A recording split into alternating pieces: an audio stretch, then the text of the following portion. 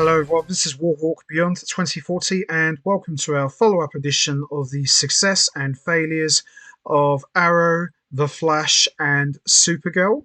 And we are joined once again with the one and only, the badass himself, RexDaBoss11. How are you doing, brother? Hey guys, how's it going? Let's talk about Legends of Tomorrow. I'm all right, I'm okay. What actually happened with this program? I mean, a lot of people are probably still scratching their heads, wondering what happened with this program. But apart from the fact that, you know, was this the same program to start with and finish? That's all I can say for now. But yeah, Warhawk, I am doing pretty well. How are you doing, my brother? I am doing very good, brother. It has been a while. It is great to be back here with you once again. And today we are going to be talking about the success and failures of Legends of Tomorrow. This is something that we've kind of been teasing and dropping little slight hints for quite a while now. And I'm really looking forward to getting our teeth into this because there is a lot to say about this show. And I'm really pumped for this. Let's do it. So, Legends of Tomorrow came out in 2016, 7 years ago. Wow. And this is, how shall I put it? It's a polarizing show in the Arrowverse, if you ask me. It's a very polarizing show, and it's very different. It's very different to the rest of the other shows in the Arrowverse. So, Rex the Boss, we'll start with you. How did you first hear about Legends of Tomorrow, and what was your first impressions? Well, judging by the way that you just said, what you just said, you're struggling to even make this even feasible that this is going to be positive, but there are going to be some positives. The Oh problem yeah, that I have, and we need to speak about this immediately, is we have to accept that this program was two completely different programs. There was yeah, about three series based on one program, and then there was about 3 or 4 series based on another program.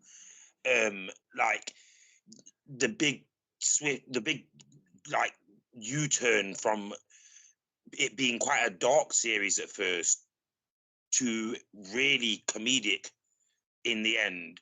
And also the fact that the cast changing, the interchangeable casting. I mean, it was never supposed to be just, one person being the main character and then the rest of the people sort of interchanging. And it was never supposed to be a group of people that constantly stay the same. no, But when you look at what they started with Wentworth Miller and all that, and what they finished with, it was almost unrecognizable as the program that it was. When I first heard about this program, I was excited because, as many Arrowverse fans, especially, I never realized how actual big that the Arrowverse has been in the UK. Like, I thought I was one of the rare people in the UK that like this, but there are actually a lot of fans in the UK that have really held on to the Arrowverse, probably a lot longer than me, and probably a lot longer than they should have done. However, I'm going to be honest and say when I first heard of this, I seen what they were doing.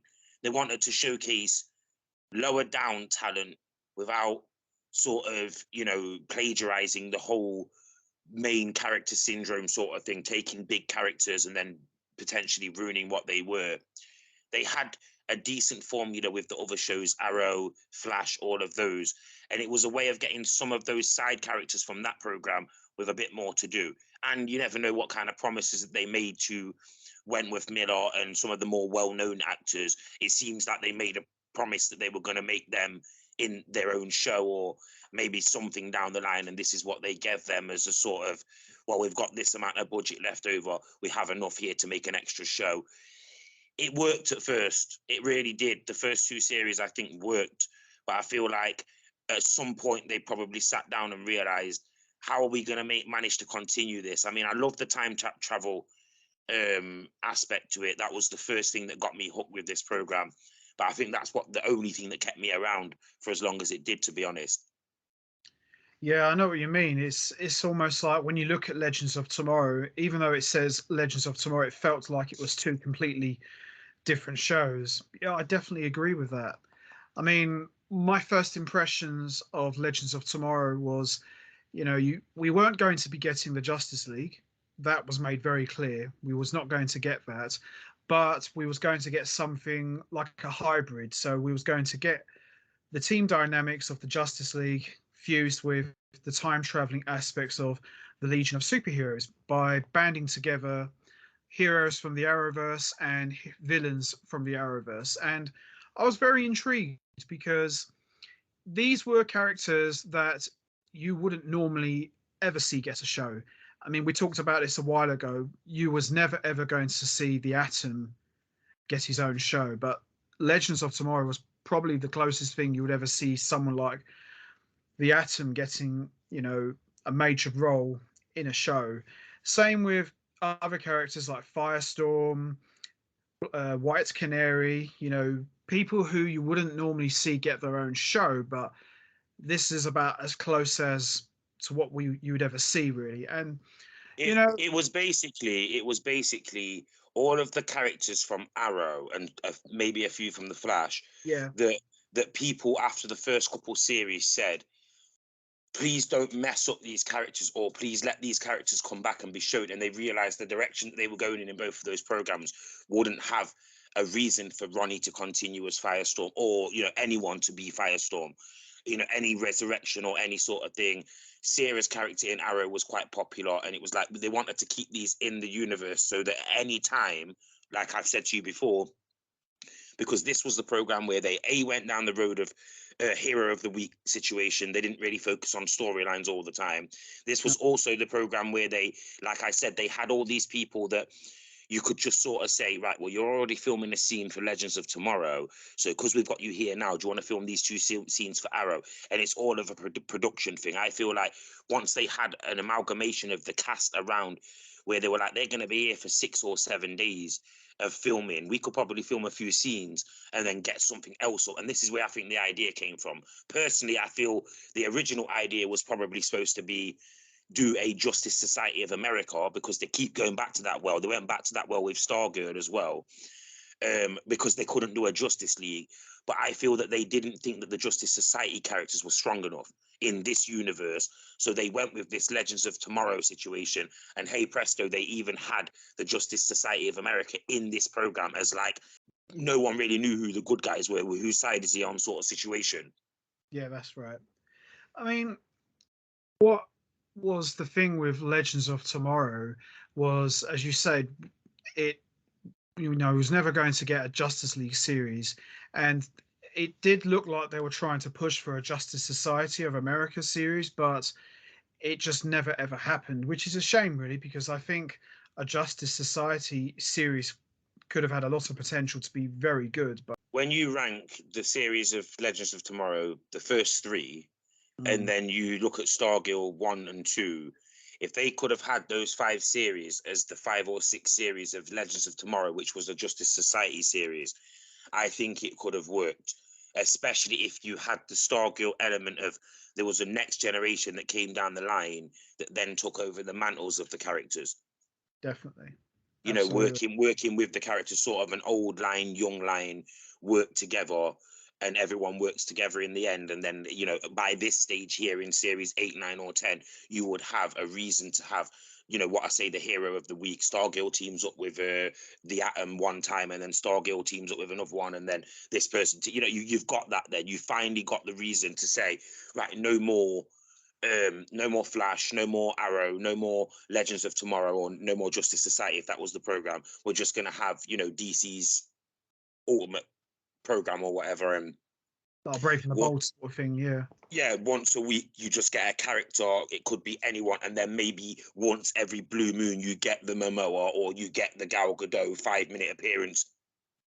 They really could have done something with this. I feel like when this started, there was this over saturation beginning. I didn't see it at first, but there was this, they were throwing everything at the wall to try and get as many DC characters on TV as possible, but without guidance at this point. It started to get to the point where it was like they focused so hard on making the first series of Legends of Tomorrow make sense. The other series started to A, suffer, and B, when it came to then looking at the other programs, it was like, well, these characters should really still have purpose in the other programs rather than just having purpose in their own universe. And then that's when all this Crisis on Infinite Earths and all these crossover episodes started. Yeah, I mean, when I first saw Legends of Tomorrow, the pilot, which was a two-part pilot, I'm not going to lie, it really got off to a very slow start. You know, it was almost like they couldn't decide what kind of show they wanted to do. Did they wanted to do a superhero show, or did they want to do a heavy sci-fi show? And it did get off to a very, very slow start. I'm just going to say this line about what you've just said. What I thought when I first seen that pilot was Doctor Who has showed up and taken a load of DC characters on a mission. Yes. No, and to follow on what you said, the reason why it felt like Doctor Who was because the actor playing Rip Hunter was actually from Doctor Who. That's why it felt like that. To me, he was playing Doctor Who. That there's no doubt about what his character was in this universe. Now I know DC has had issues in the past by being accused of copying Doctor Who's character. Yeah, in the past, this character, Rip Hunter, the time traveler, this guy is Doctor Who in the DC universe. Is it just me who thought that? No, he wasn't the only one. I actually thought that, you know, he did come across as Doctor Who, which, you know, isn't a surprise because, you know, he actually appeared in the show. I'm just going to be real. A combination. This Rip Hunter is the love child of Doctor Who, and either any of the guys who were the presenters of Crystal Maze. Yeah, the actor's name is Arthur Darvill, who's a British actor, and he actually was in Doctor Who for a few episodes. So it's no surprise why the show felt like that, because it clearly was. It was basically Doctor Who in the DC universe. And what are the chances that if you look deep enough on this Arthur guy, that he auditioned to be Doctor Who but wasn't given the role because no one knew who he was, and they thought he was decent enough to have brought him back as a cameo role in a few episodes? Because that's normally what happens, isn't it? When you're an actor that's got enough skills but you're not known enough to be a certain character, you can audition for the character, and 99 times out of 100, the people who are watching say, "We've got to find a role for this guy here." Yeah, I know. So he came back in the program. But let's be fair, if he wanted to be Doctor Who in the first place, as soon as they offered him the role of Rip Hunter, he knew, even if they're telling him on scene. And to be honest, a lot of the Americans will not even know what we're going on about, because a lot of Americans don't even know who Doctor Who is. So if they're looking at Rip Hunter and thinking, what's these guys on about? If you showed them an episode of, you know, David Tennant as Doctor Who, they would say, "Oh, this is Rip Hunter." It's like, yeah, it's the same, basically, apart from the phone box, it's the same thing, isn't it? Not just that. If you look at Rip Hunter's attire and his clothing, it pretty much was David Tennant's wardrobe. The long brown coat, the blue trousers, the Converse trainers. Ed Tudor, and Richard O'Brien, the host of Crystal Maze, the original host of Crystal Maze. Yeah. This guy is dressed like them, but he's playing Doctor Who. Now, I don't know Doctor Who that well because I didn't watch or like the series of Doctor Who, but I assume that at some point Doctor Who was wearing a long brown, like, trench overall coat, yes, and running around, traveling around in some kind of, you know, spaceship. Let's be fair, apart from the fact that Rip's spaceship looks like a spaceship and Doctor Who's spaceship is a old London phone box that you walk in and it's got the same, you know, one of those, it's got on the outside it looks like one thing, but on the inside it's like the size of a football stadium, you know. I can't think right now of anything to reference that, but everyone knows what I'm on about. There's been multiple programs. I'll give you another example. In fact, Thunder in Paradise, this is the wrestling fan in me. Hogan played the character in Thunder in Paradise, his own show. On the outside, the boat was like this small speedboat, but as soon as it cut to the inside, it was like this command center. Like, wait, where's all the... Even as like a 5-year-old, I was like, wait, where's all this room? Where's the room for this downstairs? Like, what are Hogan and his mate? Like, are they shrinking down the size or something like that? Just one of them. It was like that. It did remind me of that. It's like, you see the Wave Rider, which is the Legends of Tomorrow's ship, and it just looks like a normal spaceship, but inside it's got like a library. It's got this. Yeah, I mean, at least the spaceship was believable. But same way, you know what? I didn't really even think about that. But yeah, you are right. That spaceship looked like a normal sort of Harrier jet. Yeah, but when you got inside of it, it had like gyms, simulation rooms. It was like some kind of spacecraft, hovercraft, spacecraft thing. You know what I mean? Command center, alien command center. I'm surprised, and I'm going to say this now. I'm very surprised George Lucas and his company didn't come hard on the CW, because the Wave Rider looked very similar to the Millennium Falcon from Star Wars. Apart from the wings, yeah. Apart Yeah, from the wings, very the way that the wings dip, yeah. You know what, my friend, shout out to Marmite, my friend. He said that very early on. He said Doctor Who riding around in the Millennium Falcon. It was. It really was. And the Wave Rider had that same time travel, but obviously in Star Wars it wasn't time travel, was it? It was just sort of Warp space speed. jumping, warp Yeah, speed, yeah, space yeah, jumping and stuff like that. They were doing that, but they were also using the Einstein theory or whatever it is, isn't it? Where it's like relative theory, one place and the other place or whatever it is, where they were yeah. going through one place. In one place in time, if they travel at a certain speed, it means that they could be, you could travel through space and time. They were using that theory in this program, which is obviously how the time travel thing works, and obviously that's how you get the space-time continuum thing, where you can't change anything in the past or in the future. So they stuck by that theory. That whereas I think in other things they don't do that, do they? You can sort of go, it does Doctor Who do the space-time continuum thing? I couldn't tell you that or not. Does he do it where if you go back in the past and change things, then things happen? Or what is Doctor Who? Was he time traveling or was he just space jumping? A bit of both, really. I would say more time traveling than anything And then else. and then what about Star Trek? Were they time traveling, or were they? Because I'm sure they were time traveling, weren't they? At some points, they did. They leaned more heavily towards time traveling in Star Trek Discovery. That's the more Okay. recent show. They did See, more of that. see, this is the thing where I'm on about, right? When we first started talking, I made it visibly clear to you, because obviously the characteristics, I'm like, I may not come across as the type of person that would be into, not especially not your old school, new school. A lot of modern people are into all of these superhero films because of the films that you watch anyway. Yeah. But when I first started speaking to you, I said, didn't I? No, I've been into this stuff for a good 15 or 20 years, along with the wrestling and stuff. The geek in me will always like this type of stuff. I always loved this when I was a kid. I will still like this now. However, there's part of it which is, the other stuff. Yes. Because this program had the other stuff, the sci-fi stuff that I always stayed away from. I never liked Star Trek. I never liked Star Wars. I never watched any of that as a child. So I was never really into that aspect of it. But the time travel thing made it everything. If it would just been space, I'd have just been like, probably not focused. Like, I'm not too much enjoying the space invasion, secret invasion or whatever, because I expected this to be a space thing. Can we go into space? Can we see some of the stuff that took place when Captain Marvel, when she wasn't around to help anybody save the world like 10 years ago, when she was in space saving the Kree or saving the whatever she was saving? Can we get to see a little bit of that footage, please? Of course, they've shown us none of that. Yeah. Now, Yeah. now my thing is I want to embrace the sci-fi side. I want to see this. Now I'm ready for this. What programs seem to now shy away from it because of Star Wars, because of Star Trek, because of these things that have been a success in the past, that have featured space traveling, space jumping, spaceships, all this.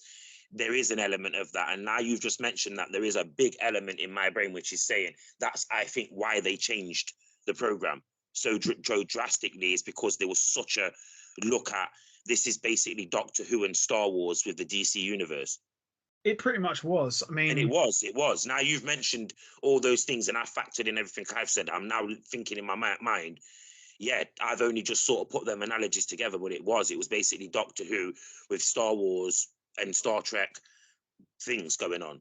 Let's appeal to every single. Let's take these more unknown DC characters and in the Arrowverse, the popular Arrowverse, and let's try to steal the fans of Star Trek and Star Wars and that type of stuff, because they're not doing anything right now.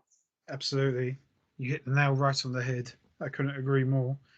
Now, unlike previous editions where, we talked about the Arrowverse shows where you always had a lead main character slash actor and actress, Legends of Tomorrow had a revolving cast. You never really kept the same cast of actors and actresses. I think for the first 2 or 3 seasons, you pretty much had near enough the same cast.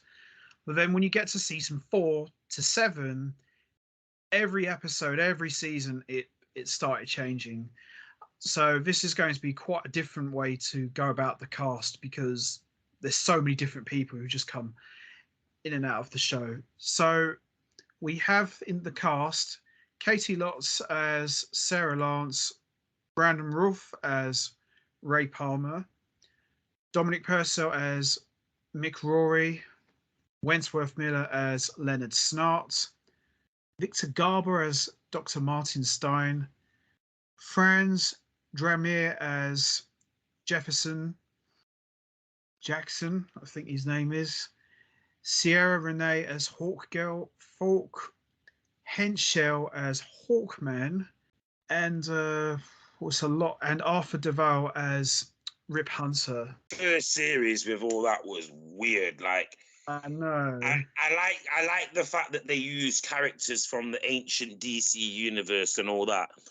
But looking at what the program became, that first series was strange. Like Hawkman, Hawkgirl. I mean, they had characters in the first series because they had Weather Wizard, or what was his name? Leonard Snart, aka Captain Cold. Captain Cold. That was Weather Wizards, the Marvel version of that, isn't it? But yeah, they had him. They had the other guy from Prison Break. They had Brandon Routh, who'd already been Superman. They had people who had credits.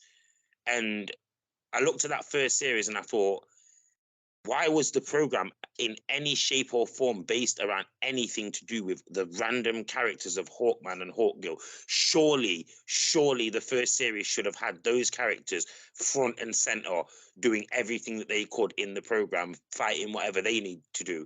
And then maybe down the line, they focused on other stuff. Like, it made sense, the Vandal Savage thing. I know a lot of people didn't like that, but it did make sense because he was immortal and he'd lived through many a time. Yes. So who else are you going to run into? You know what I mean? You're going to run into people who obviously are either the gods and the powerful meta-humans of the past, or you're going to run into the people that have never been killed. Well, yeah, of course. Season 1 was a very strange season. Just said, even you mentioning Hawkgirl and Hawkman, it's just like, ugh. It brings back shivery moments where it's like, yeah, I remember watching and thinking, I love ancient Egypt. I love all this stuff to do with it, but this should not have been the vocal point of the first series. This should have been like a 2-part standalone episode at the back end of like season 3. Yeah. How did Hawkman and Hawkgirl become who they are, rather than just being the people who, because they didn't need to exist in the modern era. I know that they've been brought in the other programs or whatever, but they didn't really need to be. They didn't need to be that. Like, they needed to be other stuff. I mean, maybe in for the first series, second series, and then in the third series, that's where that came in. But yeah, the first cast, it wasn't terrible, but the direction that they took the team in was bizarre. Bizarre. The thing with Hawkman and Hawkgirl, I'm a big fan of Hawkman and Hawkgirl. I don't think they should have been part of the Legends of Tomorrow team. I think they should have just kept them as like special guests because I feel they're big enough characters on their own.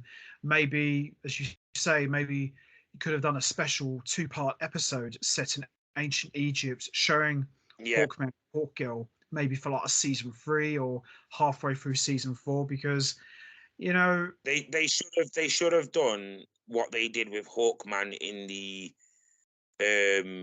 recent film, like where he's more of like an anti-hero. He can't understand. He's all for justice, but his justice isn't always necessary. Like what he's like, because it's Hawkman that's in Black Adam, isn't it? Yes.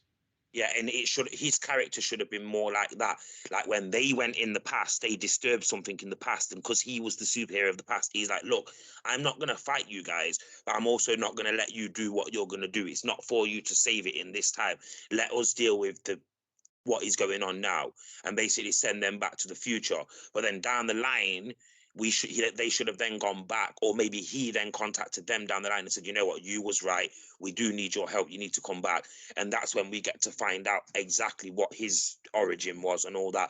They should not have been the focal point of their love story, like not knowing each other, and because of all the stuff that was going on with the Elicity stuff and Barry and Iris at the time, the whole DC universe was focused around these random on and off. One person loves one person. Someone has come back from the dead and doesn't remember their love for the other person. It was all weird, all strange. Every program had one of those weird on and off love stories. Yeah, I mean, I didn't like the way Hawkman was written in Legends of Tomorrow. So now we're getting into the issues with the show. This is only season one. I didn't like the way that Hawkman was written because I know Hawkman from the Justice League cartoons and the comic books, and like you said, even just the recent Black Adam movie, which obviously came out years after this. I just felt that Hawkman in the show, he was written as a bit of an idiot. They tried to make him like this big badass warrior, but he just came across as more silly. Whereas in the cartoon, he's a real badass warrior, wielding the axe. And even the same with Hawkgirl as well. I had a bigger problem with Hawkgirl. I mean, Hawkgirl in the Justice League cartoon, she was one of the standouts. She had a mean streak. She loved to fight. She was one of those characters who punch you in the mouth and then ask questions after. She didn't even know who my man was. She didn't even know who he was. I know, but yet in the cartoon, she knew who Hawkman. Well, the original Hawkman and Hawkgirl are obviously what they are, but these were like reincarnations, weren't they? Like these were like the long lost like ancestors, or the last line of, that type of, the last family member that before, I don't know. And then there was something that it was with those two, because they weren't, obviously only Vandal Savage recognized them and knew who they were, the person who they were. And that's why Vandal Savage was important in this. I mean, like you say, we're already getting into it in season one. The problem is because of the show being almost cut in half in two different programs, the honest thing is lots of people didn't like the original series. And I mean, lots of people did not like this original series. They couldn't understand it. Yeah, because I remember there was a lot of negativity about the characters that were in it. They didn't want Vandal Savage in it. It made absolutely no sense what was actually going on in the program. You've got all of these random people that wouldn't ever be in the same team. And because, I mean, was this, I don't know, because I don't know it deeply like this, was this program actually written as part of the Arrowverse, or had they been something like this before? You know what I mean? Because I remember nothing about Captain Cold teaming up with the Atom and all that type of stuff. No, it was written as part of the Arrowverse, and I'm not entirely sure. I mean, it's been a while since I've watched the first season, but for what I remember, they were all characters who appeared in like earlier seasons of The Flash and Arrow, and they were just pretty much put together. It was like I said earlier on, it feels to me like they just signed a lot of these well-known actors, more known than the actors, obviously the actors that were needed to carry Stephen Amell, and the more unknown actors.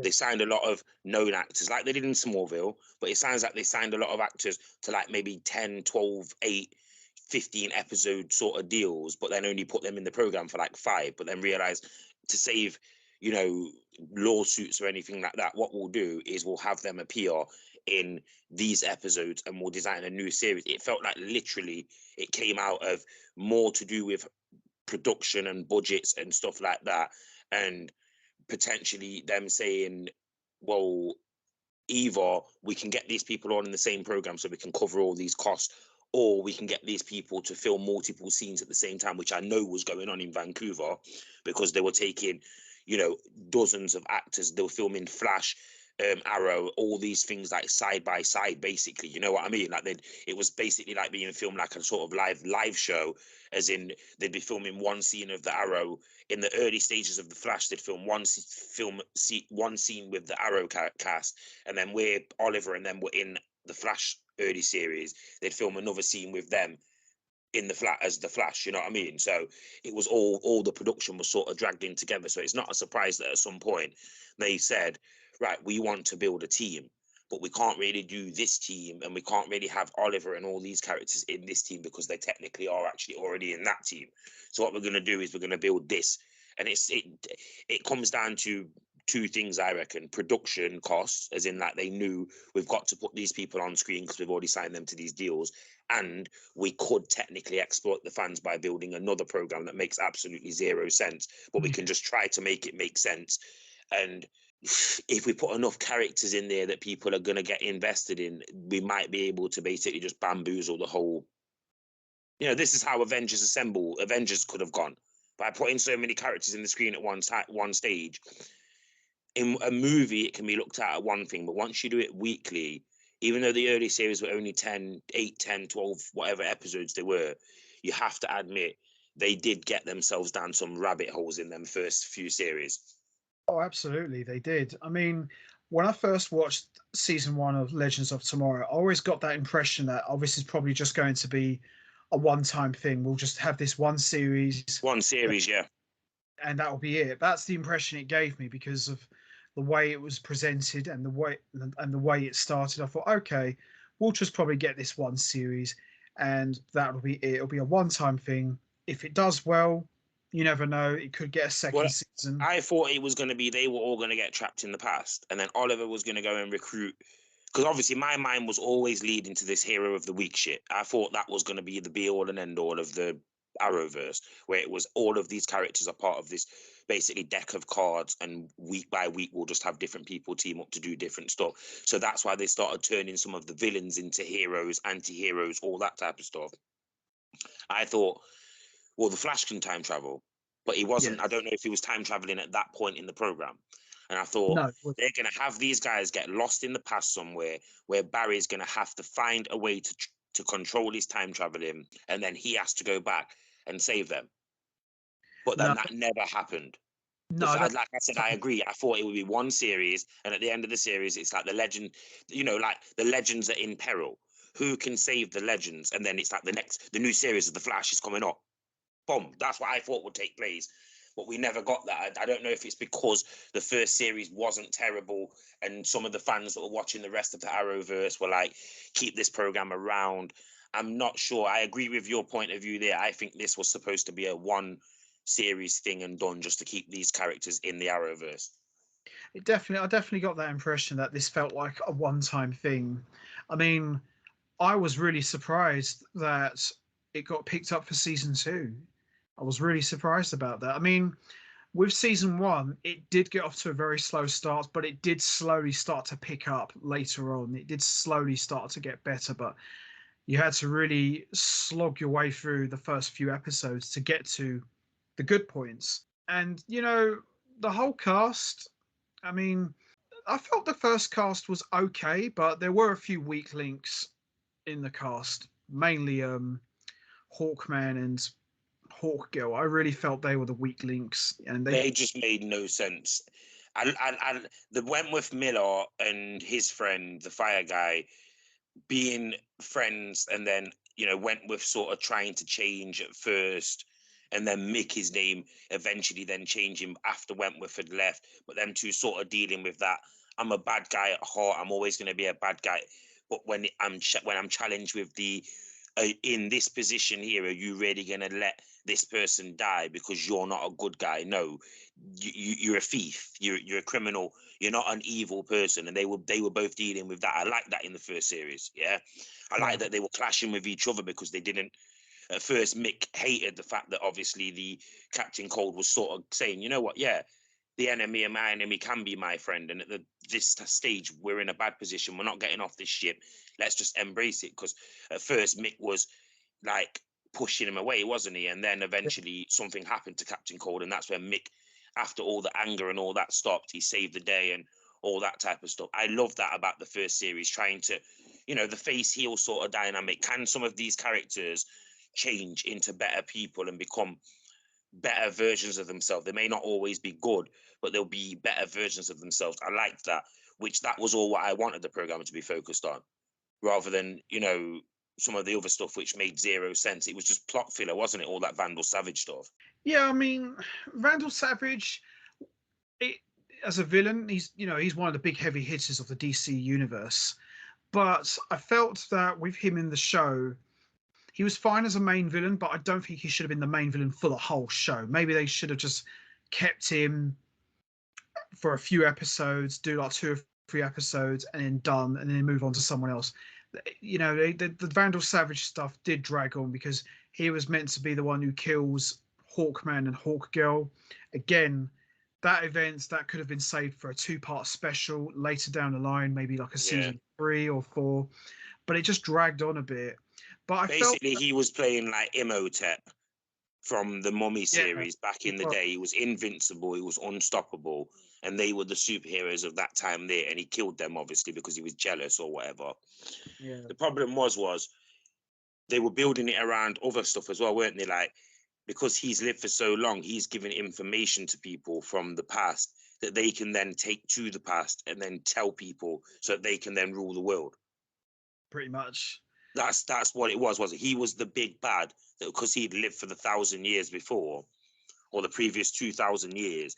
He had information that he could give to the time travelers that they could take back in time and strategically change certain things so it worked in his favor and their favor, obviously. Absolutely. I mean, yeah, that was another thing as well. Like the whole time traveling thing with Vandal Savage. That was a big part of season 1, and a lot of that did drag on.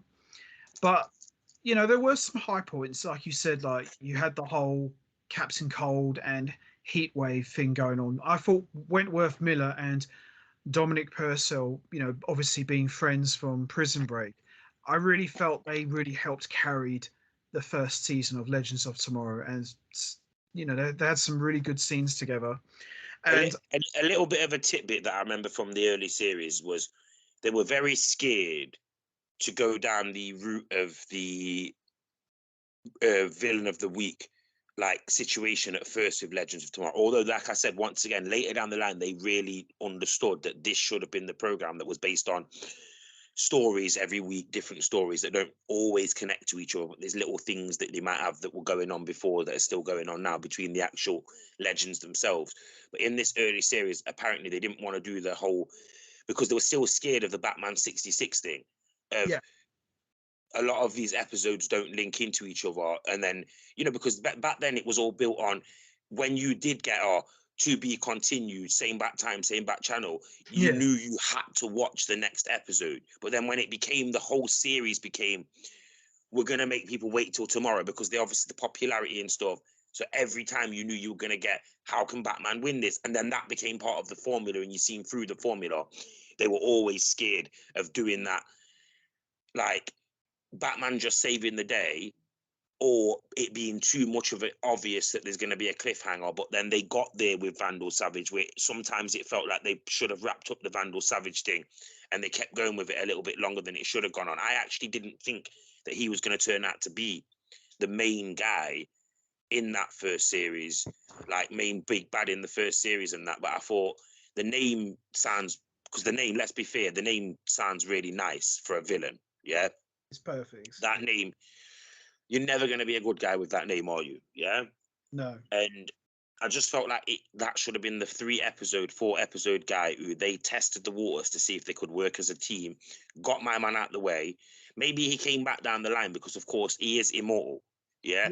So if it's a situation that they could trap him in the past or trap him somewhere else, that's fine. But I feel like they should have had some other character as the baddie in this, like especially towards the back end of season 1, where, like you say, it did start to kind of drag on, where you were like, right, are we just not dealing with this old man? Like, what is his thing? You know what I mean?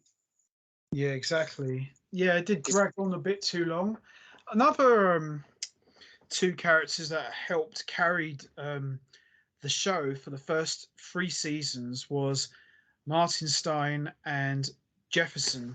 These two were like, fused together. They were Firestorm, and I loved their father and son dynamic they had together, and it really helped carry the show for the first three seasons. I absolutely loved watching their scenes, and Stein being a very old school British scientist, always has the answers to everything.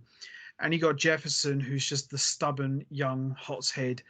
I loved their dynamic, and I wasn't a fan of the fact that they cut it off so abruptly because I really felt that there was more to explore with those two. I mean, what did you think of those two characters, Stein and Jefferson?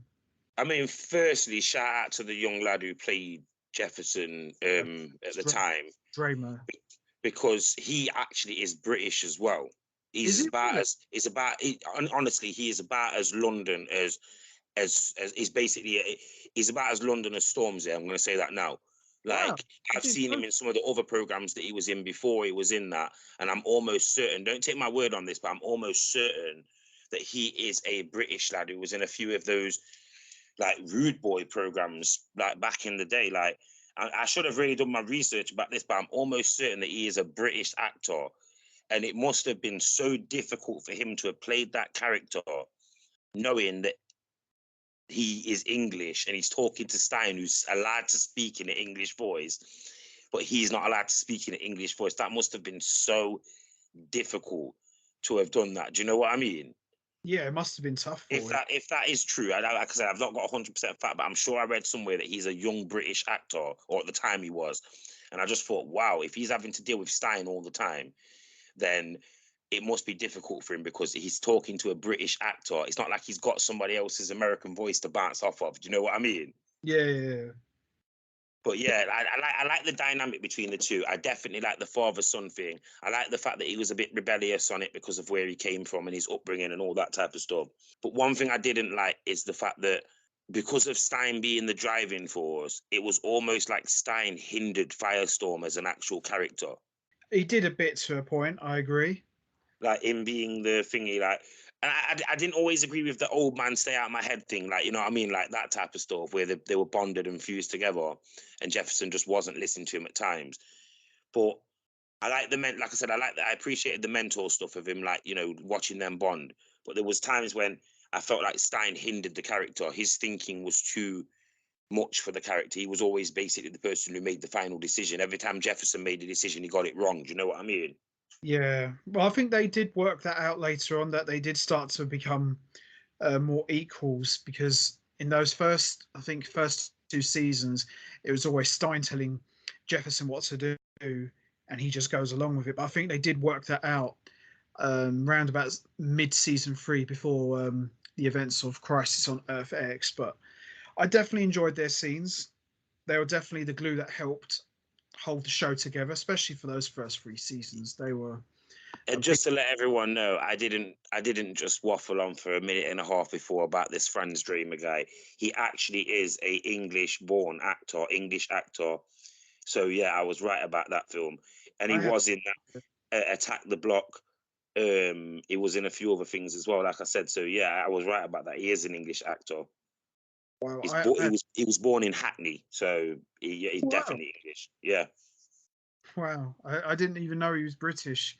I seen him in I think I seen him in Attack the Block and a few like some E4 programs or BBC Three programs like 10, 12 years ago when he was young, and he was like one of those rude boy characters in the program, over the top rude boy adulthood, kidulthood characters that what you used to get mid 2000s, mid 2000 and early 2010s and stuff.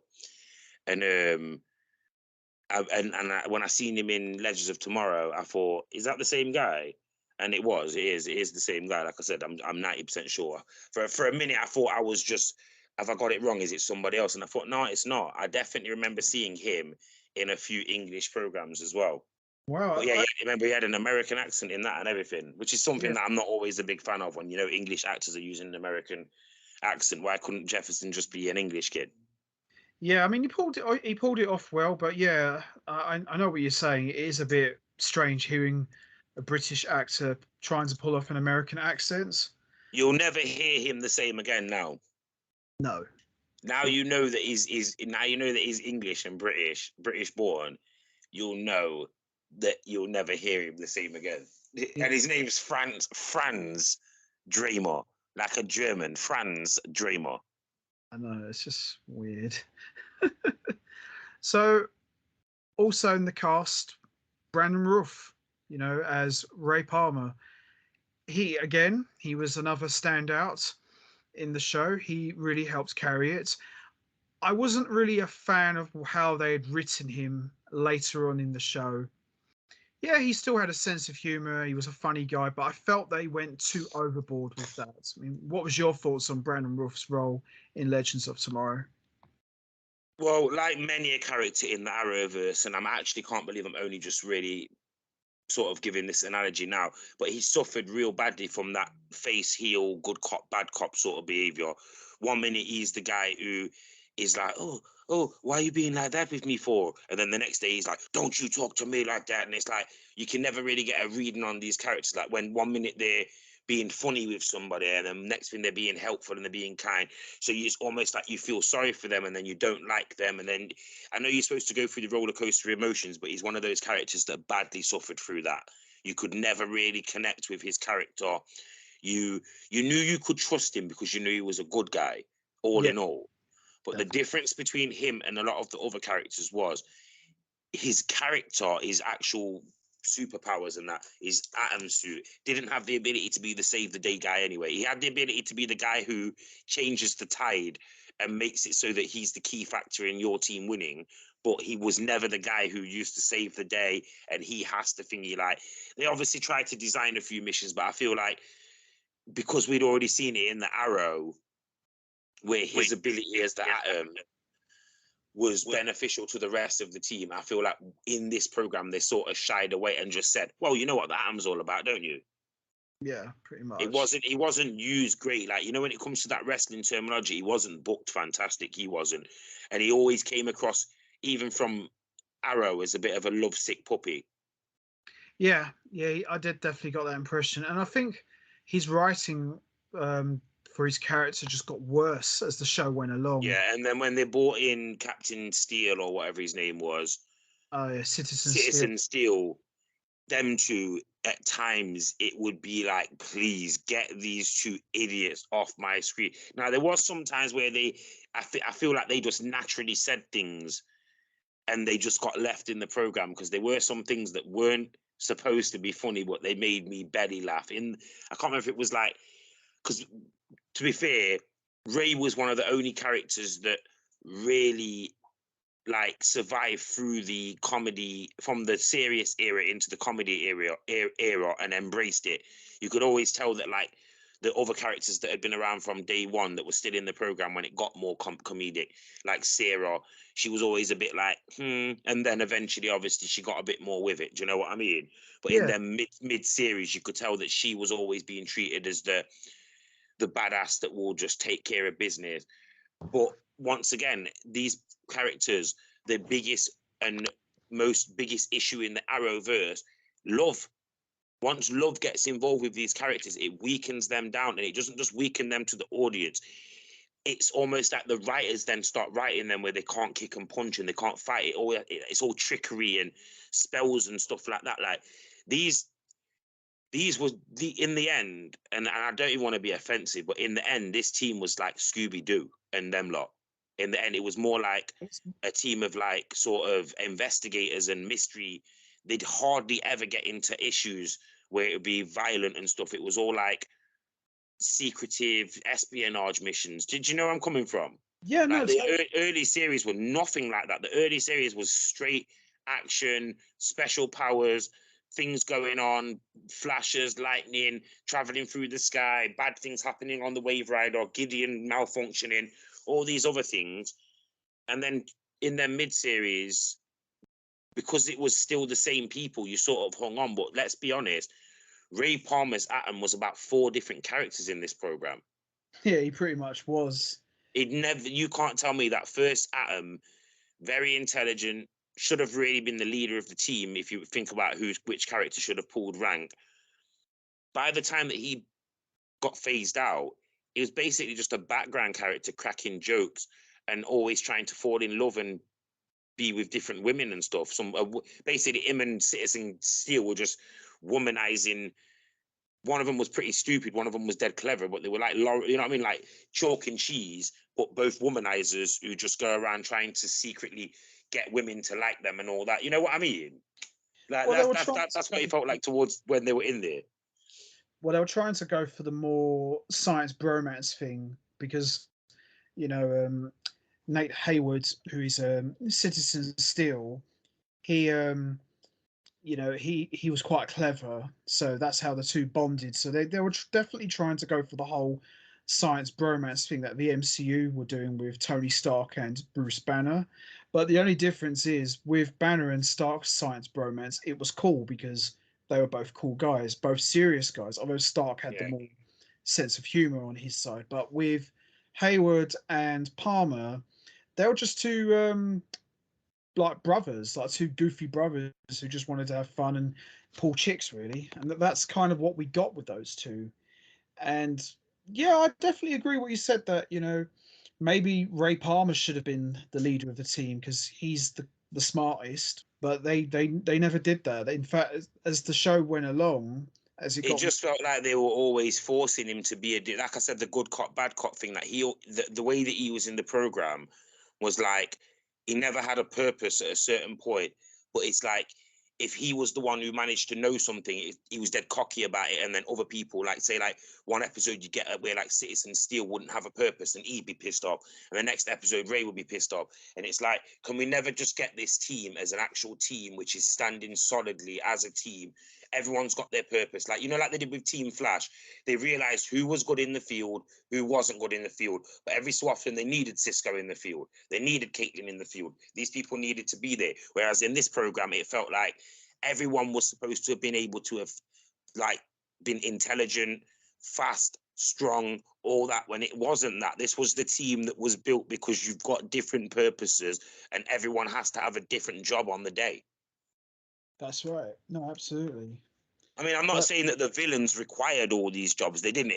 That's not their fault that they didn't write them against villains that had an army of people working for them at certain stages. That's what it should have been, where they needed various different people with different powers to help them do what they were doing. They didn't go down that road. They went down the road of, we've got this immortal being who apparently can't be stopped and all this type of stuff, but we need to find these two people who can stop him, and the only two people that can stop him are completely irrelevant to any of your stories, so none of you are going to look useful when they're on the screen. yeah, totally. What about Sarah Lance, who's played by Katie Lotz? What did you think of her? You see, once again, what was this, the fourth or fifth incarnation of Sarah's character from the day we first met her? The bimbo that stole her sister's boyfriend in Arrow, who had no remorse, no care, nothing, that disappeared, came back as what? A highly trained League of Assassins assassin, been brainwashed, Mirakuru, all this other stuff, then turned into the trying to get Oliver back, wanting to fall in love with Oliver, and then confessing that she's actually a lesbian and she's not Uh, interested in that type of stuff. What happened? Because yeah, when they got the Black Canary, the original Black Canary, to be the Black Canary, like, because she didn't have the White Canary, because she didn't have all the screech that Laurel had and all that type of stuff, but we still knew that she was a highly trained League of Assassins assassin. It's like, yeah, all right, we've got a new badass on the team. Once she calms down and gets in line, we'll know that she's part of the team, because that's what happens. They all come in as a sort of anti-hero and then things like that.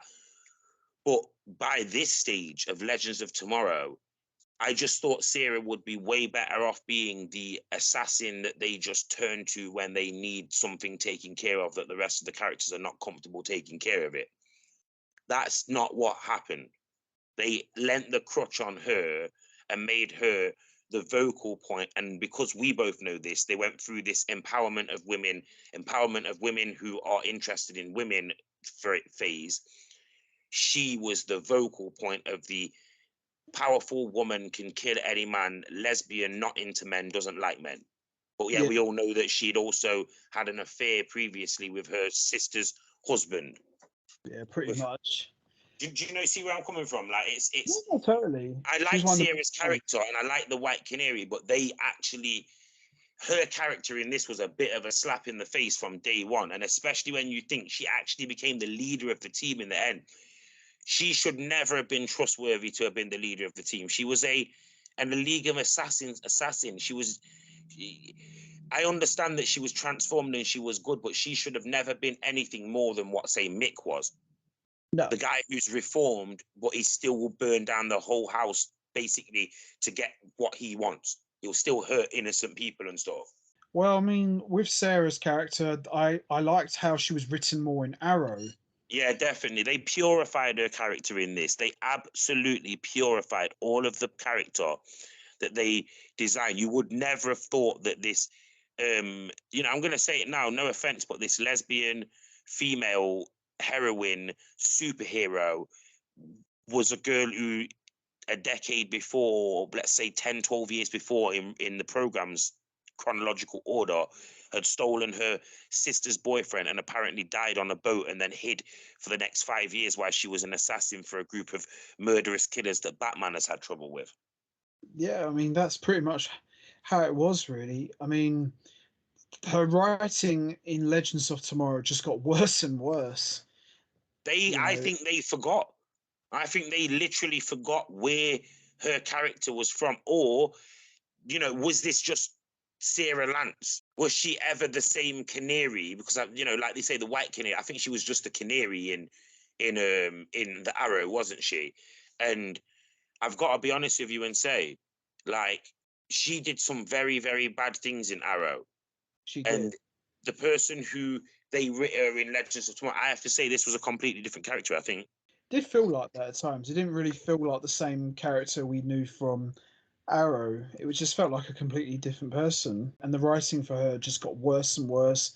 Whereas before, she started out as a very serious character, and then by the second half of the series, she just became just an idiot, really. And and I'm gonna go out and say it, Sarah Lance, not so much in the first half, but in the second half, she just became like a bit of a slag.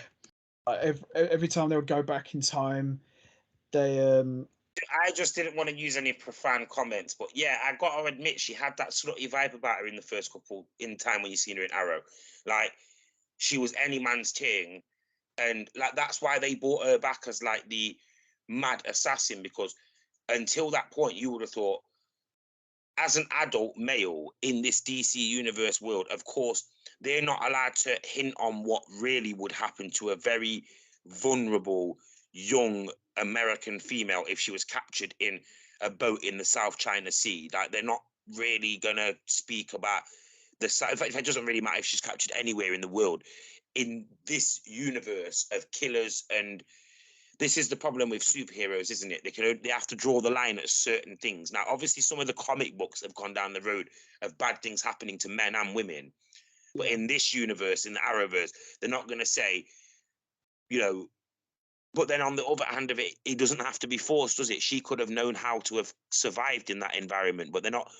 You're only going to get the subtle hints of a girl knows what how to do it. It's basically like traveling back into one of these Western saloons. You've got a hooker, but rather than her doing and saying the things that she would say in real life that they probably did say 200 years ago, she'll be like, "Oh, I can give you a good time."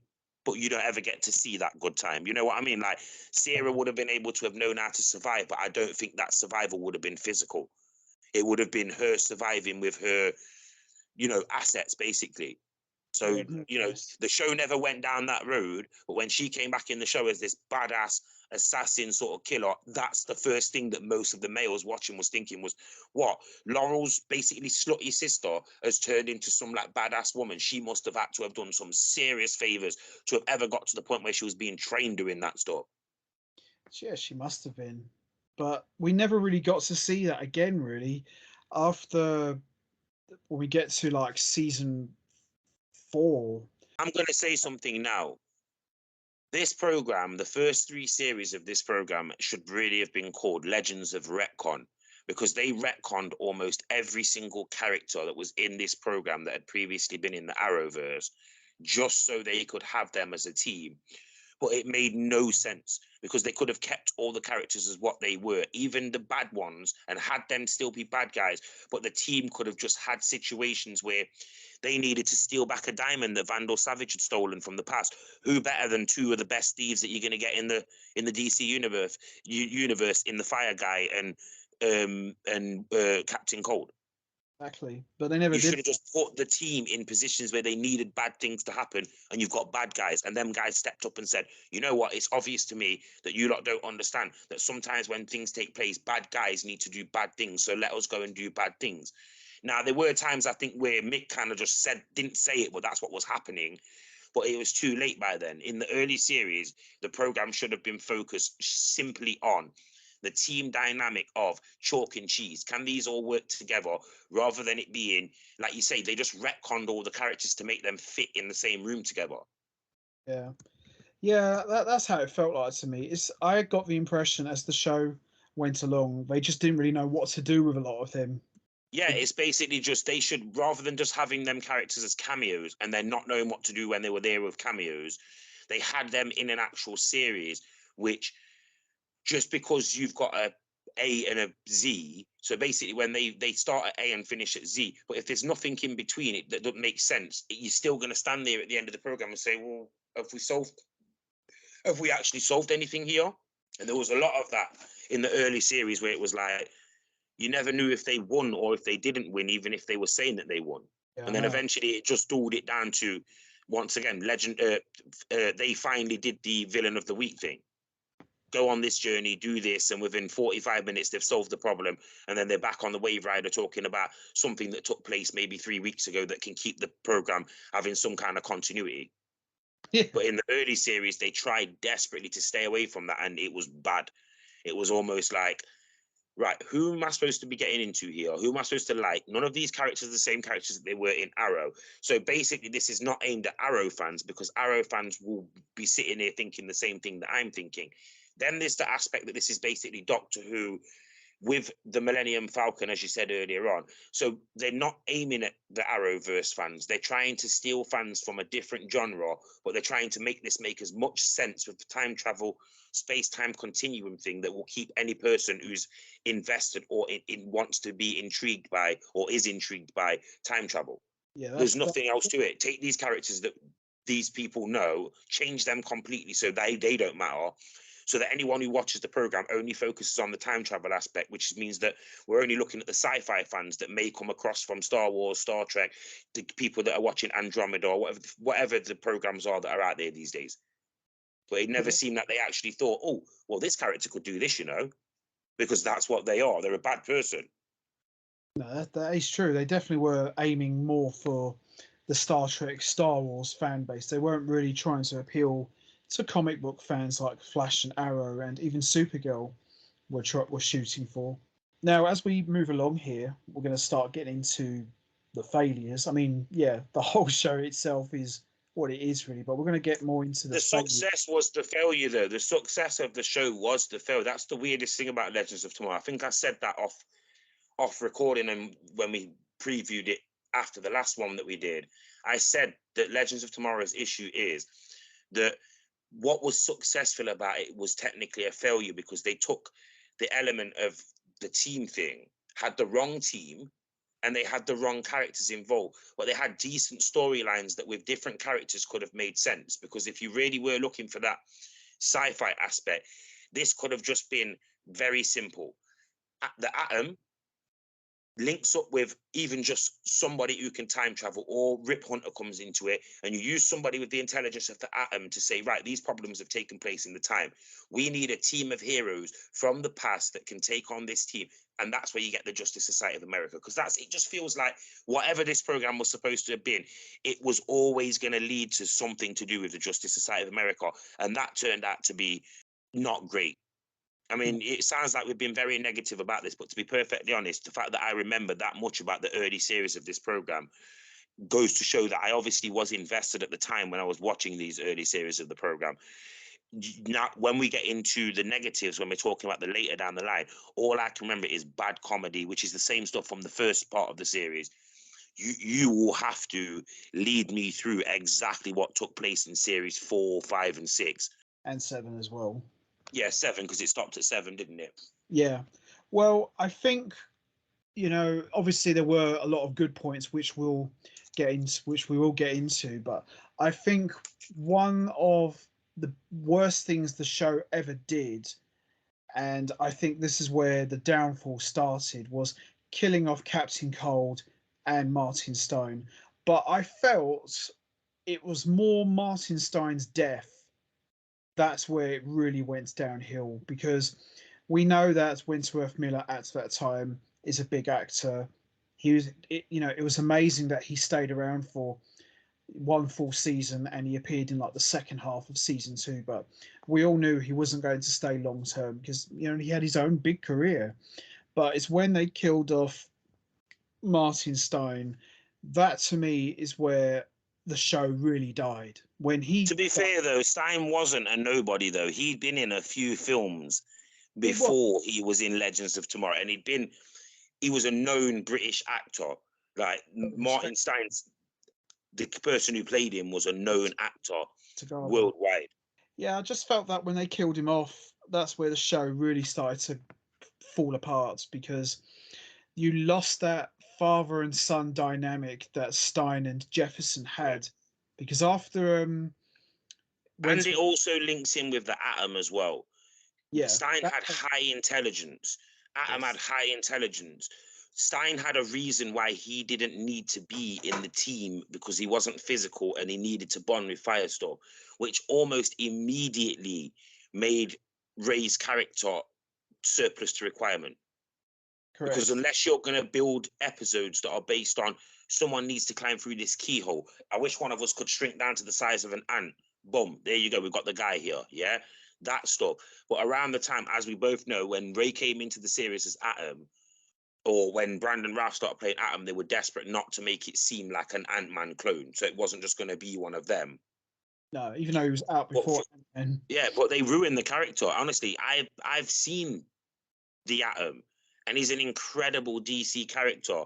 The way that they portrayed him in these series, you would not have thought that he'd come across once again like a bumbling idiot. And they sacrificed Martin Stein to keep this guy in the team, to give him the role of being the intelligent one. But by the time that they gave him the role of being that guy, he'd already become the comic relief, lovesick puppy guy that no one really wanted to take seriously. And once again, like you say, it took the dynamic away from, we need to get the job done. What's the job? Rather than it being, get these characters on screen and get these characters, doing something because we've paid them a certain amount of money. Yeah, no, definitely, absolutely. As I said, it was like once they killed off Stein, that's when the show really started to go downhill. And then Jefferson left just a few episodes after, and yeah, you could clearly see that the very thing that was making Legends of Tomorrow a decent series, even though there were still a few questionable things, yeah, you could definitely see the writing was on the wall. And I thought, okay, season 3, they'll end it.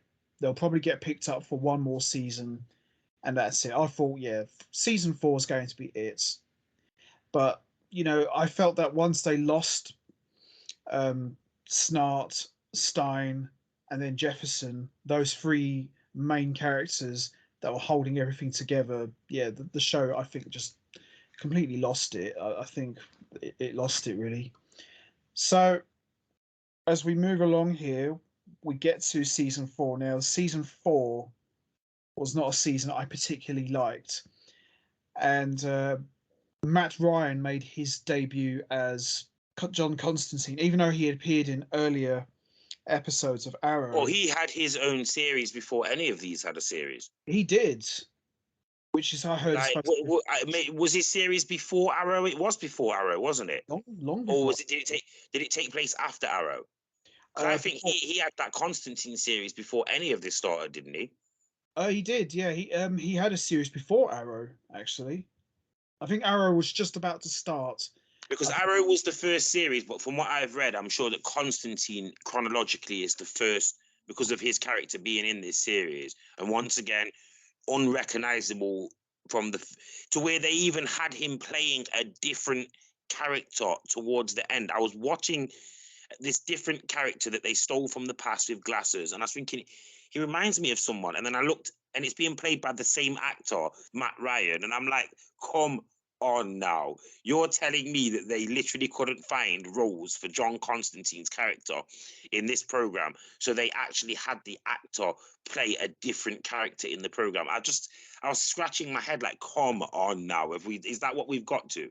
But yeah, I enjoyed Constantine's character, but once again, what can you really do with that character outside of the first episode that you have him in? Oh, we need somebody who can do a bit of magic. Can you do it for us? Well, I mean, I like the idea that Constantine was there for magic. I don't think they should have had him as a full-time character because he's not like them. You know, he's like a sorcerer. You know, I think you should have only brought him in for special episodes like they did with Arrow. I think that's what they should have done. But he helped carry the show, but I felt that just like they did with Ray Palmer, they just watered him down so much to the point that he was unrecognizable. He'd still have odd, dark moments where you'd say, "Yeah, that's Constantine," but yeah, they just completely watered him down to the point he was unrecognizable. Then they started doing other stuff with him.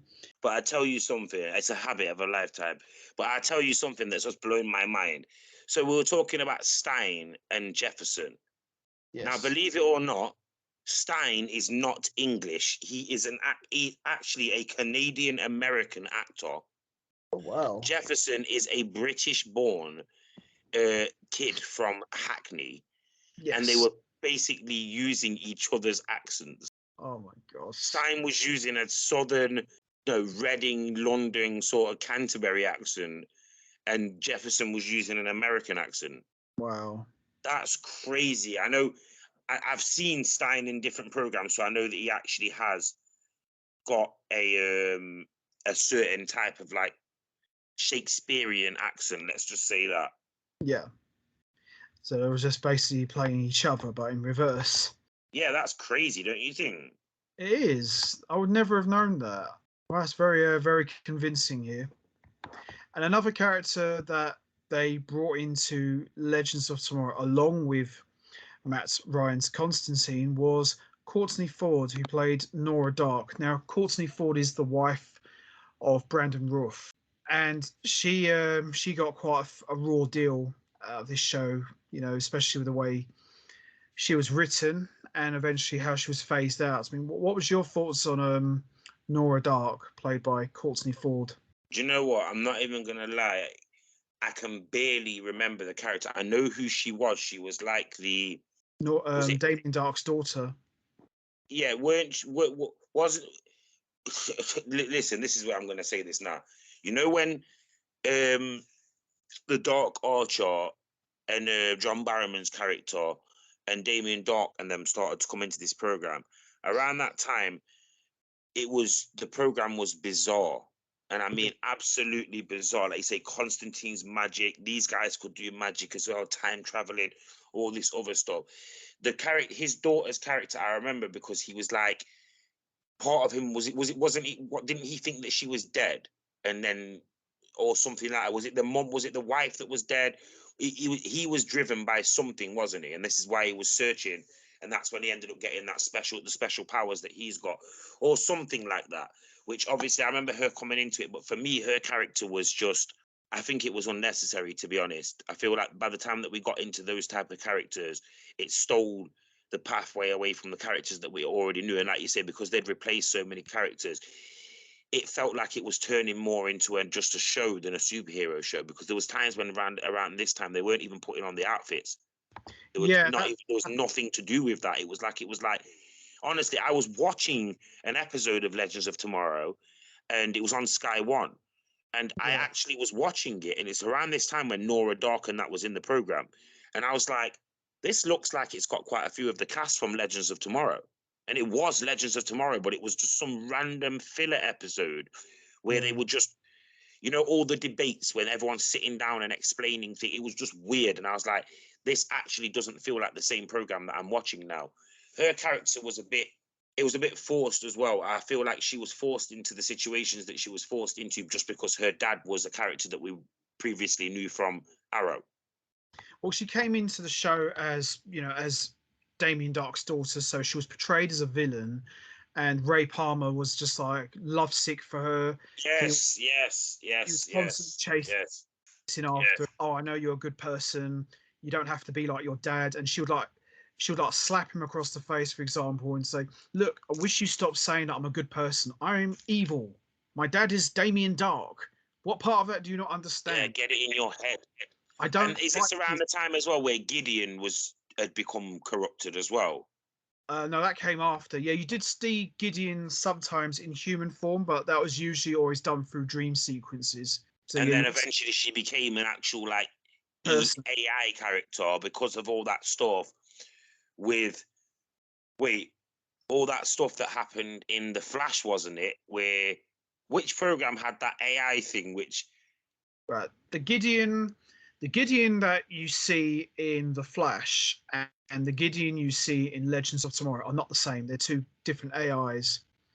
oh okay, wait, because one of them becomes the actual Yeah, that's woman, the doesn't she? Tomorrow one. Yeah, that's a different Gideon to the one you see in The Flash. Because she actually the actress who plays her, they actually started putting her in the program. And obviously you're looking at you thinking, yeah, why would you hide a woman that looks like that behind a computer screen? Yeah, I know. She ain't bad though, I must say. No, she's not bad, but then she became a little bit because she started dating the alien guy. What was Oh, really? going on? Oh, we're really Honestly, now I'm thinking about this program. I'm like, yeah, there were times in the last few series where my head was like scrambled because of this program. we're really getting intense now. Like, tell me about all that. That was that the last series, or was that series 6, where Um, the stuff. they changed Constantine's character. They had that Yes, alien guy, Steve or whatever his name was, come Gary. into it. Oh, that was Gary, Gary. yeah. And Yeah, he wasn't a real human, he was actually an alien. And she started to sleep with him, didn't she? The Gideon, the yeah, that AI version of Gideon. that the whole Gideon dating Gary, who's like an alien shapeshifter. Yeah, that was more towards the end of the Legends of Tomorrow. I think that was around season 6 or 7. That's all that stuff started happening. But the Yeah, Gideon character had been in it for quite a while at that point, though, hadn't she? Like, as in, like, the actual human version of her had been in it for a while, hadn't she? yeah. I think they started to bring they did bring the human character as like a cameo in dream sequences a couple of times, but I think they made her into a proper character. I think round about season 6 or 7. Because what really confused me about that was the whole um, Marvel thing with the Agents of Shield when they had that Ava. Yeah, I in my mind, because of the situation, I was like, so we're just gonna do the AI that goes rogue I storyline, and then think they never. A yeah, couple of times she got corrupted, didn't she? But she never really went rogue. I think it was the actual computer version of Gideon that went evil, didn't she? yeah. No, you had an episode where you had the AI Gideon was corrupted, but the human Gideon wasn't corrupted. So you had two. It was really weird. You had two Gideons battling each other in a game of who was the smarter of the two. It was really weird. I think that was season 6, I believe. Yeah, like I said about the negatives and positives, once again, you can hear it. There was just so much confusion between series 2 and series 5 that led you to where if you were a fan of this, but you missed episodes in season 3 and 4 like I did, once you came back, no matter how good or bad season 3 and 4 were, once you came back in season 5, it was like somebody had just hit and a switch on an elevator and dropped 4 or 5 characters out of the program, dropped these other characters in. But it wasn't just the change of the guard, it was actually the way that the program was being portrayed on television. They actually changed the way that this program was. It was one type of program at first, and then it was a completely alternative program after that. I can't really explain it apart from the comedy aspect becoming overbearing and it being more focused on comedy. But yeah, like I said, towards this bit where I'm on about, where Gideon started to become more of an actual character, the team wasn't even a superhero team anymore. It was more the Scooby-Doo team, like just doing missions and unmasking people and finding out who's the evil big bad in the past or whatever. Yeah, I know. Yeah, and also it was kind of like the show went from being a superhero time traveling show to Scooby Doo meets Friends. It's like if Chandler and Joey and his friends teamed up with Scooby Doo gang. That's what it felt like to me. And yeah, it didn't do the show a lot of favors in the long run. But as we go through all the low points, there were some high points. Season 2, I know we're going back and forth here, everyone, but there's a lot to go through here. But season 2 was very enjoyable because we had the Arrowverse's Legion of Doom, which featured Reverse Flash, Damien Dark, Malcolm Merlin, a young Leonard Snart, and Heatwave, who kind of went heel for a few episodes. But that was kind of like your Arrowverse version of the Legion of Doom, like all the top villains. Well, I say all the top villains, you were missing quite a few. Deathstroke comes to mind. That's what the program needed, though, didn't it? It needed that Yes. element of. That's what I thought it was happening. I thought it was going to be one of them. Like, eventually, Snort and Heatwave were just going to say, "We're bad guys." So if bad guys come along, honestly, and something that really got to me as well was, like, Damien Dark's character went from being this guy who the Green Arrow couldn't even mess around with because of all of his totem magic and all that. Yeah. But in Legends, once again, they humanized his character. This was the new generation WWF way of taking a character like a Vader and then turning him into like a big soft teddy bear sort of character. Like, this is what they did. They took the really evil villains from Arrow and the Flash, because they even had, even at one stage, yeah, they did. They had John Barrowman, his character, the Dark Archer. They had Damien Dark, and they had Earbod Thorn, but the actual Earbod Thorn Matt Listener. Yeah, they had them three. This is where my head was like, what is this program here? Apart from, like, this is the Ring of Honor to All Elite Wrestling. Yeah. Like, this is basically the place where anyone who can't get on Collision, Dynamite, or Rampage will wrestle on this show. Pretty much. What did you think of the Arrowverse version of the Legion of Doom? What did you think of them? Those group of villains they had for season 2. What, the Earbod Thorn, Damien Dark link up? Yeah. Well, the problem that I had with it is I liked it, but the biggest problem that I had was they didn't trust each other, nor should they have, but they should have at least acted like they did. Yeah. It was too much dissension right from the start. I don't trust you. Let's just help each other. This, that, the other. But, Eve, basically, the moral of the story is when there's enough good people in the room, good will overcome. If there's no good people in the room, then evil will always fucking fail. You know what I mean? Like, that's what they're basically trying to teach us with this, which is it with our team. We've got these good guys, and then we've got these more anti-hero and bad guys, but they can work together because the goal is right. But with their team, it's no matter what the goal is, they're all going to screw each other over in the end anyway.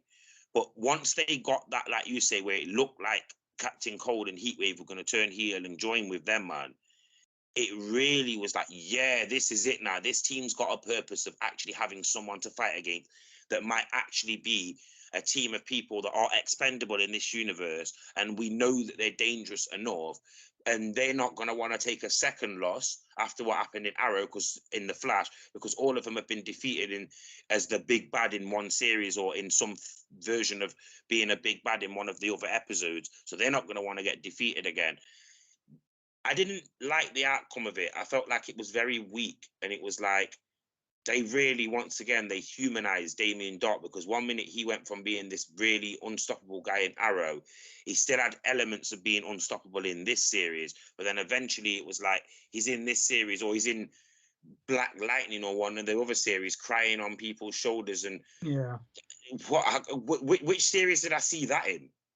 Like, you know what I mean? Reasons, yeah, that happens. Well, they was it in the Flash where at the one of the last series of the Flash where he's crying and he's saying thank you, like you can tell he's not a bad guy anymore, he's a good guy. Yeah, what's the Flash? That was one of the last. Like, what's going off here? What have they done with this character? I actually really didn't like his character at first, like, but as like a natural heel character, like, this guy looks serious, I don't like him. Yeah. You know what I mean? I was once again, this isn't. They never really truly managed to build the NWO in this universe. No. Like I always stayed on the, apart from the Flash, I kind of eventually just gave up on the Flash, and he was always a bit annoying. But I always was firmly on the good side. Like I'd always get behind the heroes no matter what. You know, if the Arrow was fighting against somebody, even if he had more skills and he was a powered person, like I like Deathstroke, Yeah. Oh yeah. and he's a much better character than anyone in this whole Arrowverse. Yeah, Definitely one of the but best. I still was on Arrow's side. And the Deathstroke character in this Arrowverse was by far the best television DC character that has ever been portrayed ever. Like, they made Absolutely. it a bit foolish towards the end, but that first initial run, Mirakuru dressed in that outfit, two swords, guns, everything. I was generally scared of that guy. Like, And he was you know, big as well. like, yeah, man, like Manu Bennett playing that guy. Like, I know you can watch them on YouTube, but I imagine that they filmed 2 episodes of them flashbacks. And I just wish that they would have just given us half a series of just flashbacks rather than just. It should have started the series off. I'm going to save this city. Oliver returns. What happened? Right.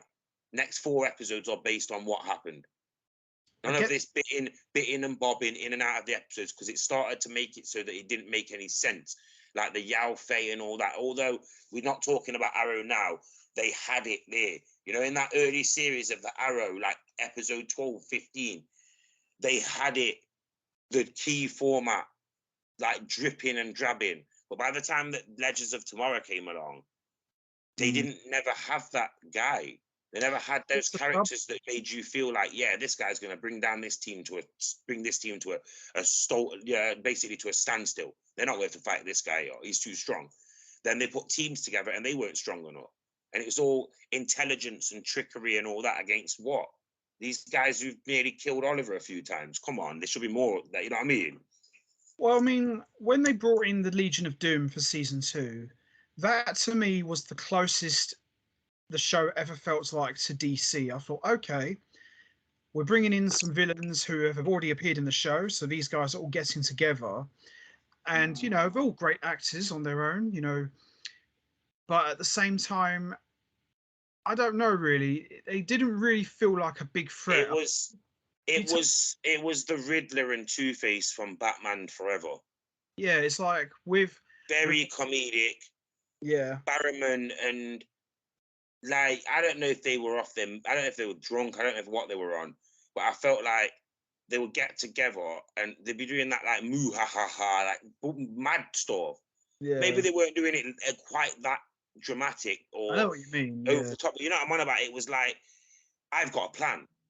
Like I've got Pinky and the that too. Brain stuff. Like, honestly, like maybe it was just me who's remembering this wrong, but they had it there. They had the team there, and this team should have driven the Legends of Tomorrow to the absolute brink. You've got a guy who can time travel, so they've already got the way of time traveling. So they've got the correction of that. They can keep going back in time and changing things.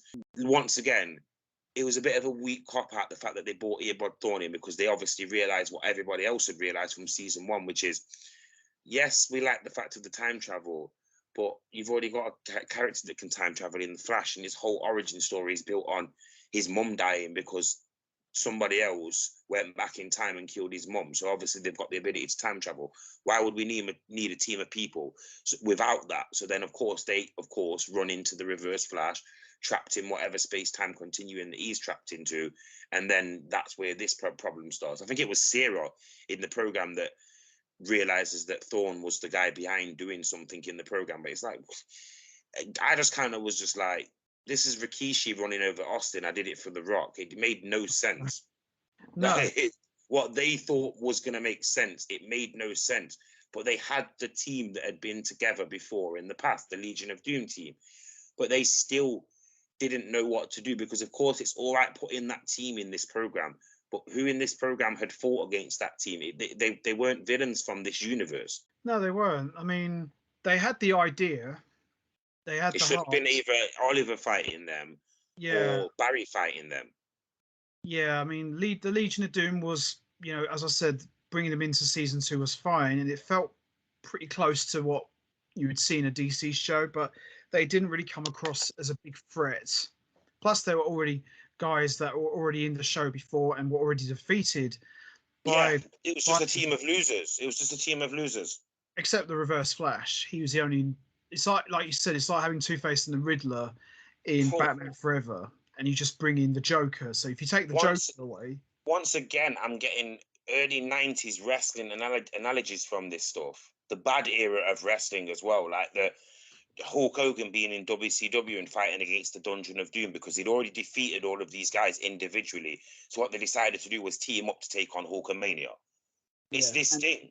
But yet these are not fighting against the guys who they.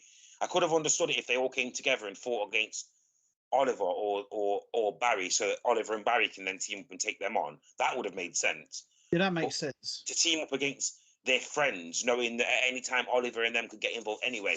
Tell me that you didn't spend the whole time that they were in the program thinking, well, Oliver's going to come back then, yeah? Oliver's going to be in this then, yeah? Because, or Barry's going to be in this, yeah? Because why would the Reverse Flash be in it, but the Flash not be in it? The whole time that they were on the screen, I was thinking, surely we're getting the big team up, the big team up. And obviously we did. They were involved in one of those crossovers. I'm sure they were.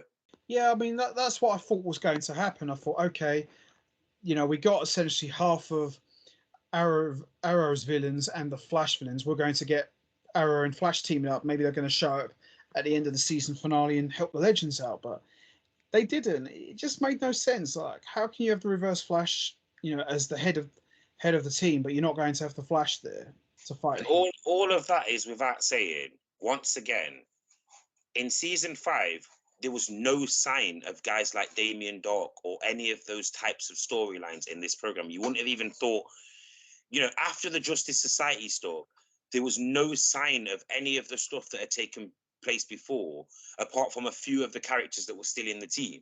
It was almost like you were looking at a completely different program. And they started to even do that, didn't they? Go back in time and then they pick up a different version of Sarah and bring her back or whatever. And now she's Sarah now. And it's like, always remember that this is not actually the Sarah that remember. So it's like a lot of the people weren't even the actual real versions of themselves, if I'm not wrong, towards the end of the program. No, they weren't. They were just like retcon versions of They'd been replaced in time. They'd gone through time travel. One of them had been killed, and then they're like, well, she is the doppelganger of this character. So you know what? Let's just take her back into the future. I'm sure that happened at some point in the program. Yeah, there'd been all sorts of things that had happened. They just Well, it happened with Constantine as well, didn't it? Because they took a character from the past. He got killed or got trapped in the realm, or I think he died in the program, and then they brought back the person who he was playing from like the 1920s, some gay man. yeah, I know. Yeah, they did a lot of weird, questionable things like that during the show. So as we slowly get towards the end of the Legends of Tomorrow run, it ended at season 7 because a lot of after 7 seasons of hit and misses, really. How did you feel about the way they ended it? Because they were in line to get possibly a season 8, but they didn't in the end. So how did you feel about the way they ended it? Well, it was just a fart in church, wasn't it? It was obviously with all the Batwoman cancellation and then this getting cancelled very quickly in short space of time. Yeah, a lot of shows did. And apparently from what I'd read, they'd been promised a season 8. Like the cast had been promised that there was going to be a season 8 of this, but they just couldn't put it down. And to be rightfully so, because of the comedy aspect of it, and because of what the program had become. And once again, I'm going back to the fact that this program, you've got your loyal fans, your middle ground, the ones like me and you that kept dipping in and dipping back out. Or I'm sure there were people who watched every single episode of this because they liked it from start to finish. But then you would have got your people that were in the early stages and then they stopped watching because of what it became. And you would have got the people that never watched it in the early years, but then watched it later down the line as it changed into a different program. Now, the way that they ended it, it looked to me like they didn't really have any other choice but to end it that way. We didn't really get a finale. We didn't really get a send-off. We didn't really have a choice to do anything like that. And it always seemed like the characters were going to be brought back at some point. However, I think this show was 2 years past what it should have been. All this dark realm, going to hell, Constantine being involved, characters that I've got no idea who they are, the twins, the brother and sister that had the bracelets and stuff, and the alternative version of that girl is trapped inside of a genie bottle. I am not making these things up. No, you're not I wrong. am not making these things up, by the way. There was some bizarre stuff happening in season 6 and season 7, which, because of the Constantine element, I just said, why didn't they give Constantine a second series and have these guys feature as the sort of time traveling, do you need help with something? Yeah, These should have been they would have done. cameos in Constantine season 2, because that last season and a half, 2 seasons, it was bizarre. It was very, very bizarre. Like, can you run me through the final team, or have you got a synopsis of the majority of the characters that were in that final team? Apart from Sarah, was anyone in that final team that was in the original team? In all honesty, no. I think Nate Hayward left halfway through season 7. He was probably like the second longest serving legend Yeah, left. So he was gone. completely confusing. He was in a relationship with one of the girls who was trapped inside of the bottle, but the other version of her that was in real life couldn't stand him. Yeah, I think the final version of the team for Legends of Tomorrow, you had Sarah Lance, Ava, you had That was her girlfriend or her wife. Barry, the alien shapeshifter, you had a Latino chick named Spooner. You also had, Oh, the one who didn't trust anyone. yeah, you had She was her. like she was like homeless or whatever, and they just took her onto the team, didn't they? I'm sure they took her from the past or the future or something. Yes, you had her. Then you had a girl who was to do with Constantine's character. I forget what her name was. I think her name was Ash. I think her name was Astra. Astra, yeah, Yeah, Astra, the mixed race girl or the black girl, yeah, yes, it's decent. The English black girl. Oh, she was American, weren't she? She was American, Yeah, and she had sort of same sort of similar magic powers. She was from hell or whatever, weren't she? She's from somewhere. yeah, and you also had Kid Flash was in Legends of Tomorrow for a bit, and then he just disappeared after that. Um, Constantine, he was just in and out of the show. Um, Heatwave left. He left about, I think, end of season 6, I believe. Well, they Yeah, could but never that was make their mind up with him, could they? And then eventually they turned him into a good guy, and they made him really soppy and just too good, too nice, and too friendly with the characters in the program, but still with that, remember, I'm Mick.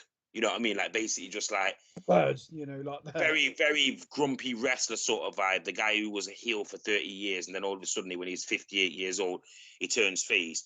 But you have to always remember, remember he was a bad guy for time. That's basically what Mick was. He was just that lifelong heel that turns face at the end of his career. Yeah, but most of the team in Legends of Tomorrow, you had Zari. Um, she the original Zari, she went away, and then another version of Zari came. She was like the Kim Kardashian of the Arrowverse, just a complete utter airhead. This is the girl who's got the bracelet that turns her into something different, or Isis. yeah, like, I don't even know what the power was with that. She had Like, I don't even know what the power was with that. It just did something. They basically, their birthright is they related to some people that were from ancient times or something like that. And she unlocked the secret of her mother's thing, but she didn't realize that it actually traps you inside, but releases like a different version. I don't know what happened.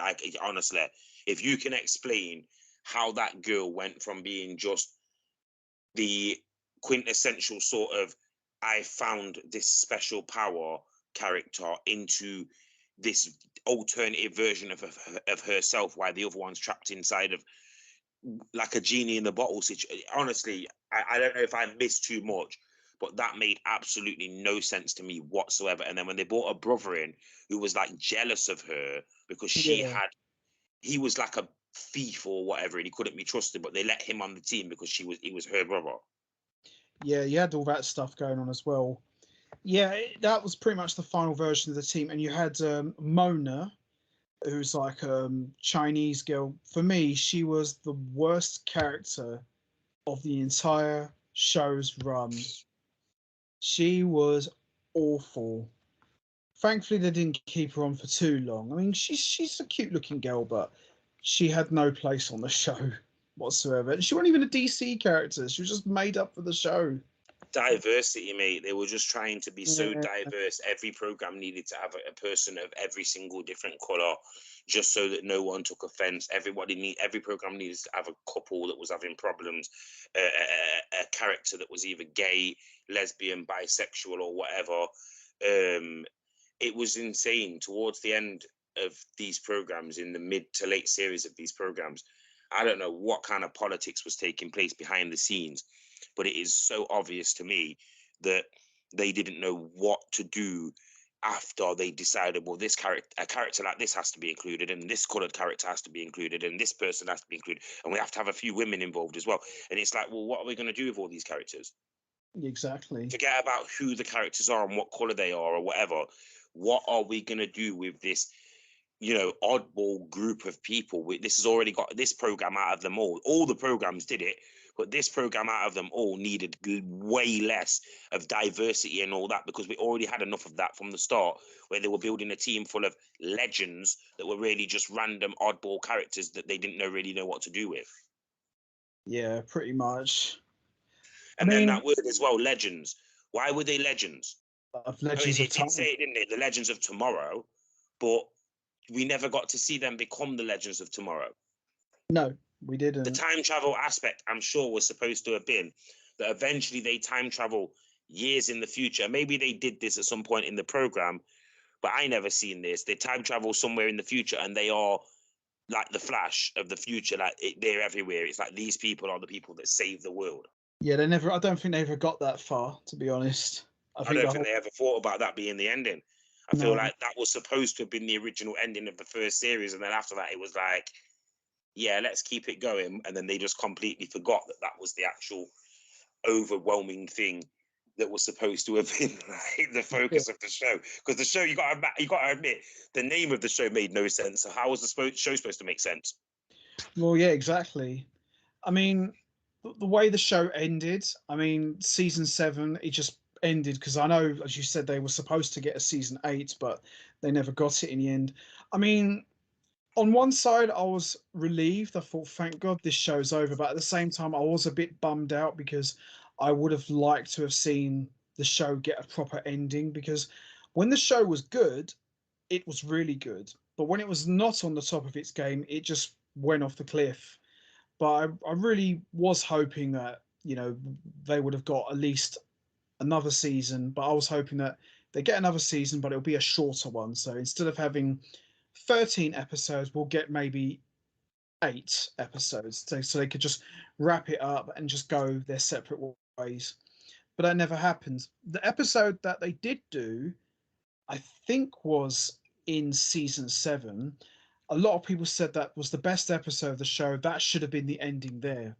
And I agree. I think that was the episode where they all said that they're retiring as legends. They're all going to go back to their normal lives and go their separate ways.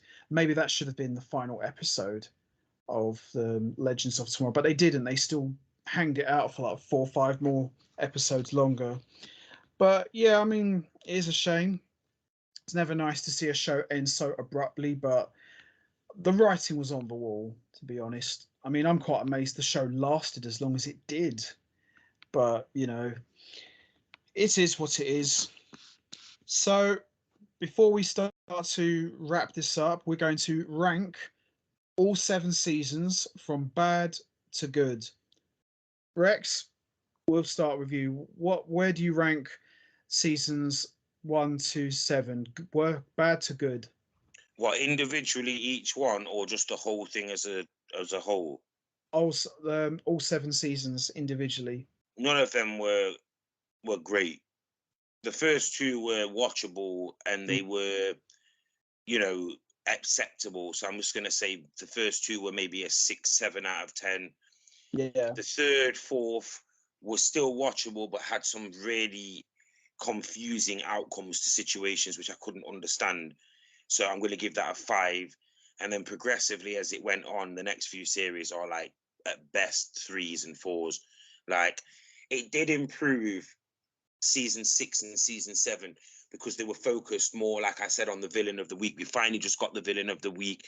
It didn't really always need to focus on stuff, and they started to actually bring in the quite historical events, which is where the time travel thing came in. You know, like the women's revolution and the actual industrial stuff. You know what I mean? Like that type of stuff they brought in the previous series. And it made sense because that's what this program should have been focused around going back in time and, you know, doing all those things, not really moving too many chess pieces, but at least helping and providing society with a positive outcome. But like I said, the last few series, you can't really even, because what are we talking about? Because we can't, the first 3-4 series were based on a superhero team of superheroes and powered people who could fight and all that type of stuff. The next few series were not based on that. They barely used the powers of people. And in fact, it became way more based on magic and trickery, spells, bringing back people from the dead and all that type of weird stuff, resurrections and all that, than it did on the actual aspect of being superheroes. So as an actual superhero program, I'm looking at low ratings of 6s and 5s. But as an actual program, especially towards the end, the comedic style and all that, once they weaned in the stupid comedy and got it a bit more on the level, you've seen different people doing different things, despite the fact that they always kept the good cop, bad cop situation with multiple of the male characters, and it always drove me mad a little bit. If I'm looking at this as a sort of Riverdale, maybe looking more like a Smallville program, it wasn't actually that bad in the last few series, but obviously where it's supposed to be a Legends of Tomorrow program, it was horrific in the end of the series. No superheroes were in this team at the end, I don't think. No, they never really. None of them even put a costume on once. I think the most we ever saw was maybe like a brief scene where Sarah had a white costume on, Or and Citizen Steel would turn all metal. so yeah, that was about it really. My ranking for 7 seasons, I'm season 2. I will give it an honest 7. I thought season 2 was probably the best season of the entire show's run, so I'll give that a 7. Season 1, I will give it 6 out of 10. I thought it was a bit slow. Season 3, I'll give that probably probably a 5. I thought a 5. Um, Season 7, I'll give that probably a 4. And season 6, I'll give that 3. And season 4, I'd give that probably a 2 because I didn't like season 4 at all. Yeah, pretty much similar. Like I said, I'd give the first 3 series overall a 6 And because they kept me watching, but the next 4 series, 3. You know what I mean? Like overall average, I'd give this whole series about a 4.5 out of 10. As from season 1 to 7, it definitely can't get a 5. It wasn't good enough to get where, because I don't think once again, if I've chopped these programs into 2 different series, the first series from series 1 to 3, the first Legends of Tomorrow, I'd give that like a 6 out of 10 for what it was. But the next 4 series, I'd give that like a 4, maybe 3 out of 10. So overall, like I say, I have to average that out and balance that out and say, I'd probably give this whole series overall about a 4.5, maybe just a low 5 out of 10.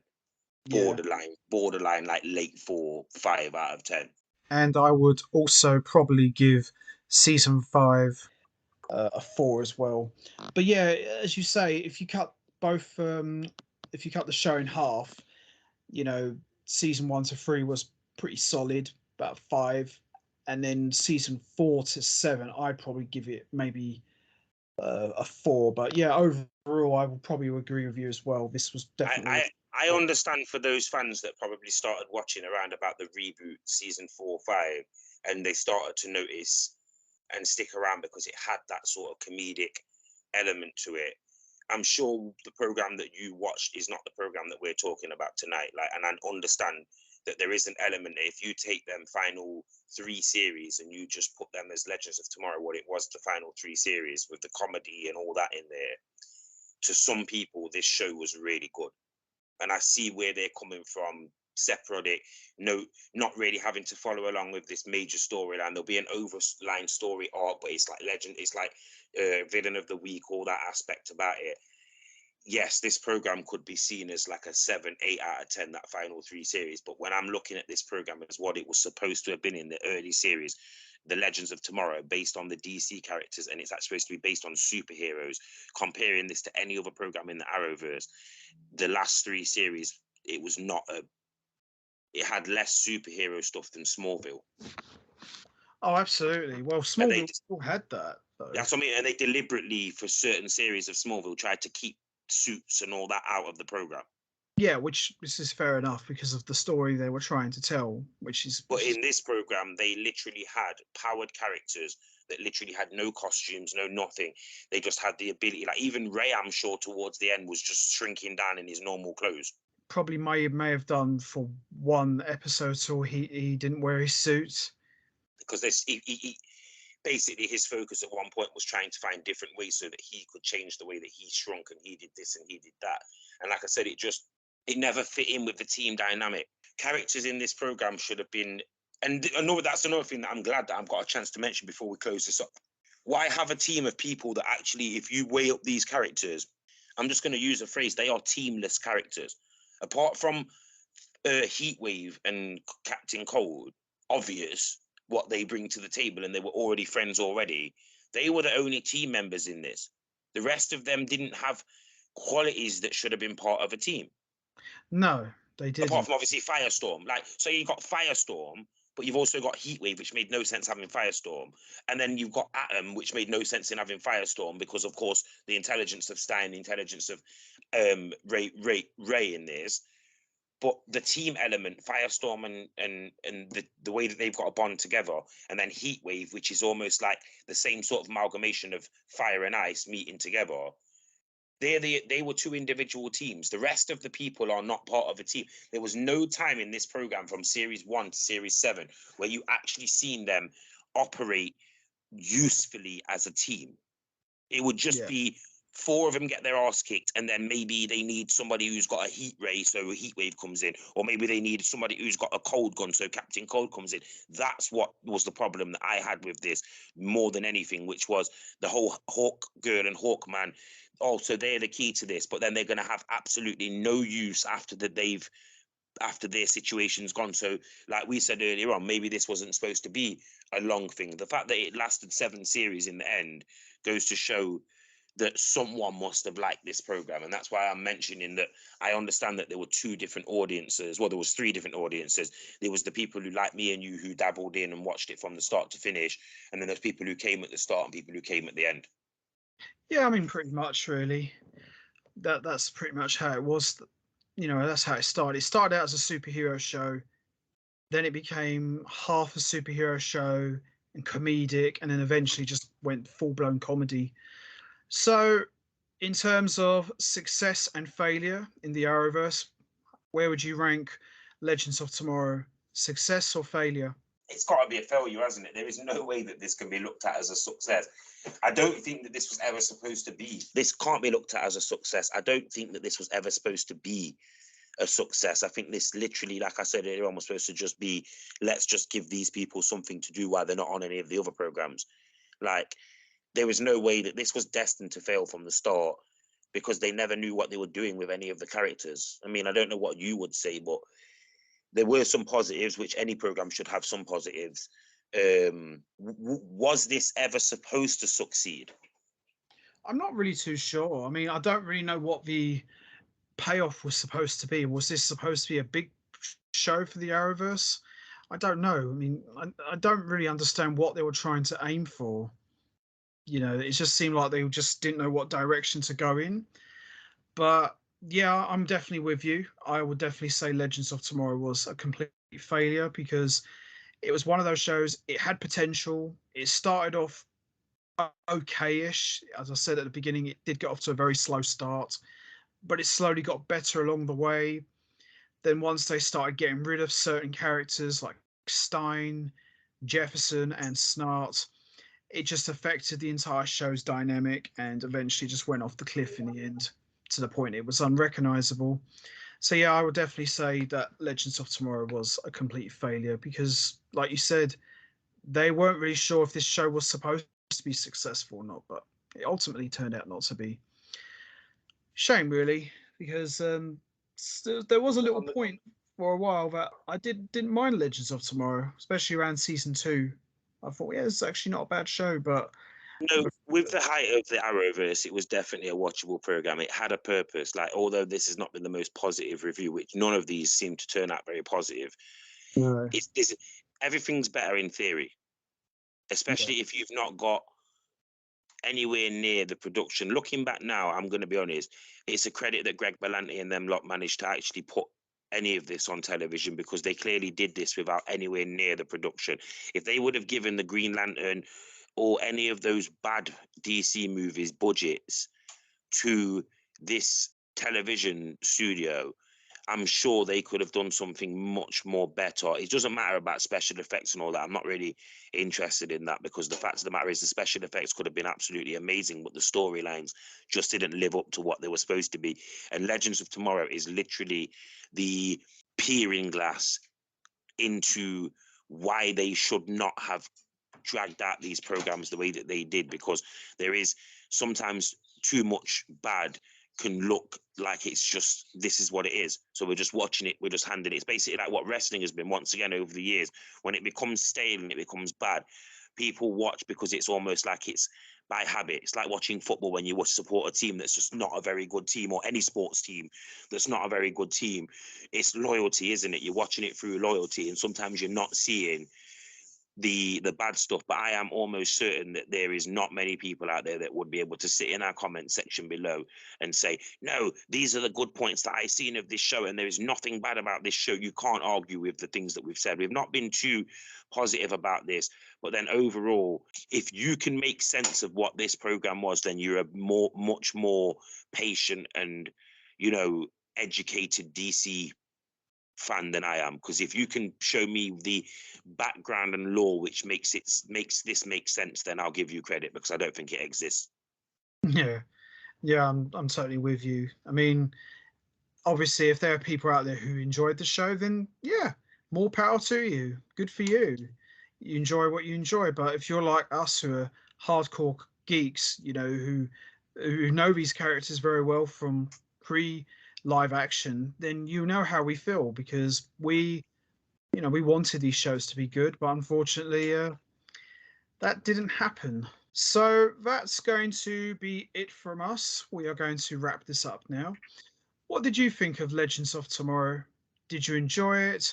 Do you agree with me in Rex's comments? What was your favorite season? Did you enjoy season 1, 2, 3, 4, 5, 6, or 7? Or was there any seasons you didn't enjoy during the show's run? You know what to do, guys. Hit the like button, hit the subscribe button, leave your thoughts and comments down below. Rex, great to be back here with you once again. And this was, as always, an absolute pleasure. Yeah, same. Absolute pleasure. Of course, there'll be more of this coming up over the next few months.